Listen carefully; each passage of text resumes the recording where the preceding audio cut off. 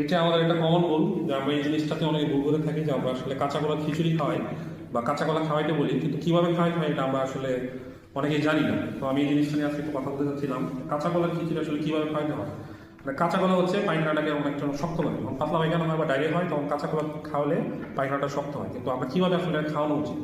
তো আমরা যে বাজার থেকে যে কাঁচা কলা বা গ্রিন ব্যানানা যেটাকে নিয়ে আসি সেটাকে আসলে প্রথমে ভালো করে পরিষ্কার করে খোসা সহ, কাঁচা কলার খোসা সহ প্রথমে এটাকে সিদ্ধ করতে হবে। সিদ্ধ করার পরে হচ্ছে কি আমরা খিচুড়ি বানানোর মতো ইনগ্রিডিয়েন্ট যেগুলো থাকে হচ্ছে চাল, ডাল, তো সেটা নিতে হবে। কতটুকু নিতে হবে, যতটুকু চাল নিব তার অর্ধেক পরিমাণ ডাল নিতে হবে। কথার কথা আমি যদি 2 মুঠ চাল নেই তাহলে 1 মুঠ ডাল নিতে হবে, এবং এতে পর্যাপ্ত পরিমাণ মশলা দিতে হবে এবং তেল দিতে হবে, লবণ দিতে হবে।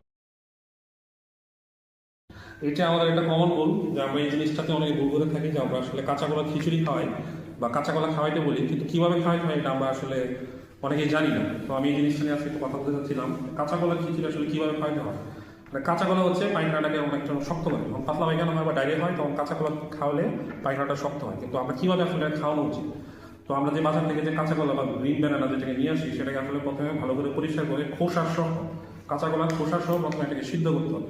সিদ্ধ করার পরে হচ্ছে কি আমরা খিচুড়ি বানানোর মতো ইনগ্রিডিয়েন্ট যেগুলো থাকে হচ্ছে চাল, ডাল, তো সেটা নিতে হবে। কতটুকু নিতে হবে, যতটুকু চাল নিব তার অর্ধেক পরিমাণ ডাল নিতে হবে। কথার কথা আমি যদি 2 মুঠ চাল নেই তাহলে 1 মুঠ ডাল নিতে হবে, এবং এতে পর্যাপ্ত পরিমাণ মশলা দিতে হবে এবং তেল দিতে হবে, লবণ দিতে হবে।